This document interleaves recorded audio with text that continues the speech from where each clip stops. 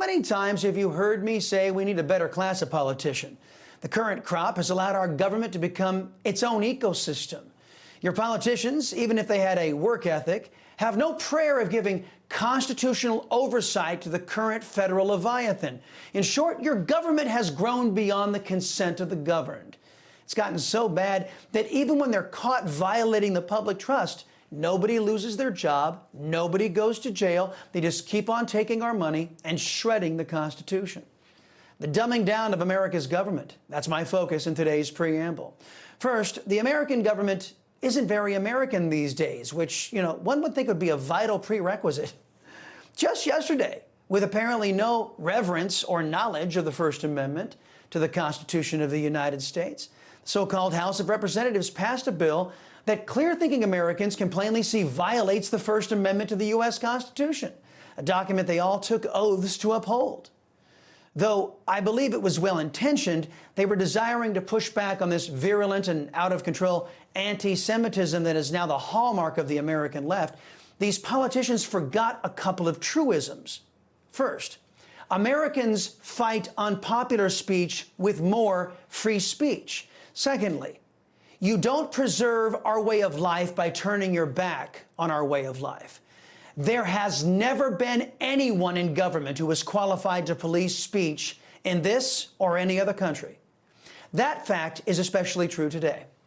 Let's first have a look behind the curtain, those bankrolling many of our politicians.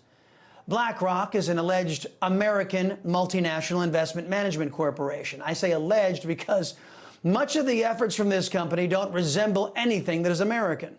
Their push for environmental social governance, for example, is a cancerous policy that is detrimental to American and human freedom everywhere in the world, in this host's opinion. Here is the CEO of BlackRock, Larry Fink, at the World Economic Forum, discussing countries that are pushing negative population growth. I could argue in the developed countries, the big winners are countries that have shrinking populations. Okay, that's something that most people never talked about. We always used to think shrinking population is a cause for negative growth.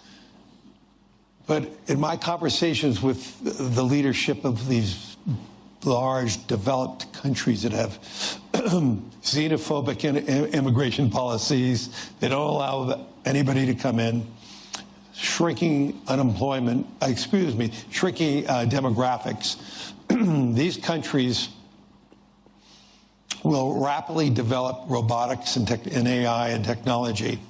And if the promise, I didn't say it's going to happen, but if the promise of all that transforms productivity, which most of us think it will, we'll be able to elevate the standard of living of countries and the standard of living of individuals. Did you catch all that? How does a country decrease its population? Through abortion?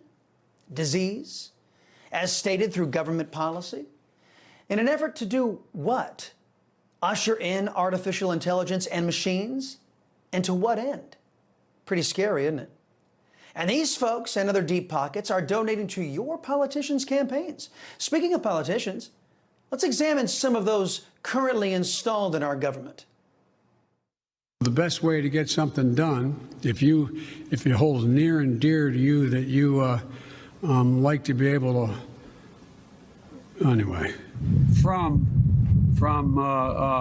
Charlotte, another line going from in Florida down to Tampa. Of Putin's kleptocracy, yeah. America is a nation that can be defined in a single word. I was going to put the idea that Los Angeles and what am I doing here? For two reasons. One,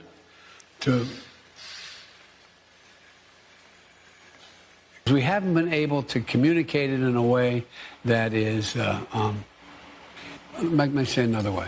But the nature, not a solid meeting with they make a very good point. Here's the deal.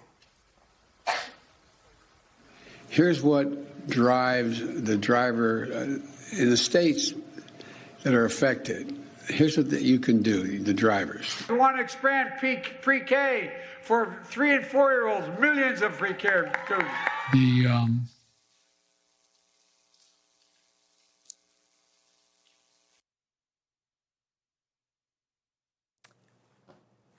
Complete incompetence, completely unqualified, completely unable to protect this country and our people, even if he and his party were inclined to do so.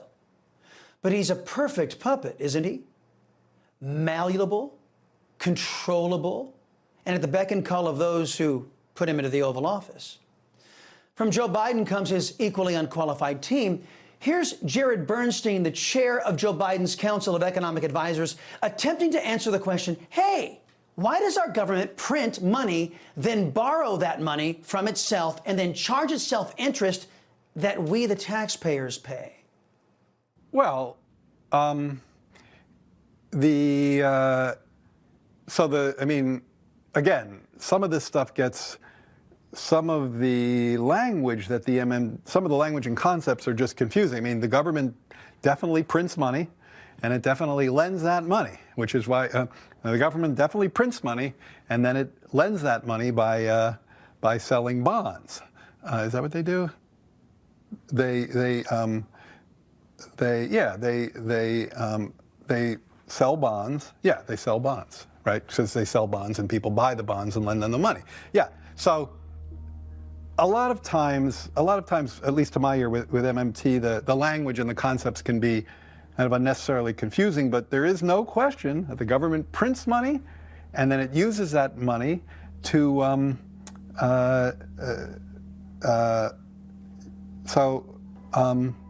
yeah, I guess I can't really talk. I don't get it. I don't know what they're talking about. Like, because it's like the government clearly prints money. It does it all the time, and it clearly borrows. Otherwise, we wouldn't be having this debt and deficit conversation. So I don't think there's anything confusing there. No, nothing confusing at all about that, other than the complete gibberish word salad answer that you just heard. But he's where the power brokers want him, just like the rest of Joe Biden's team. The Energy Secretary of the United States, for example, is the former governor of the state of Michigan. She is 100% unqualified for her job. In the Democrats' America, that makes her perfect to occupy this critical cabinet position. The former mayor of Fort Bend, Indiana, is completely out of his depth as transportation secretary. Thus, he's perfect to serve in Joe Biden's regime. Eco-disaster train derailments, supply chain breakdowns, and staged biking to work propaganda makes him the toast of Democrat Washington, but a plague on our people. Then there's Javier Becerra. He runs Health and Human Services, has zero medical experience, and impeached DHS Secretary Alejandro Mayorkas has teed up a terrorist attack for America with his open borders and millions of unvetted illegal aliens. So just to review, we have an occupier of the Oval Office who is a documented plagiarist, liar, and functional incompetent. He hires a Homeland Security Secretary who doesn't know security. The White House Economic Advisor knows nothing about the Treasury. The Transportation Secretary knows nothing about transportation. The Health and Human Services Secretary has no medical training. And CNN and MSNBS say that's normal. That's normal. As does the Republican Party, as they have repeatedly voted to fund all of that. I can assure you, there's nothing normal about this, my friends. It's dangerous. It's cruel. It's anti-American. And if our people don't put a stop to it, it will be lethal to what once was the land of the free.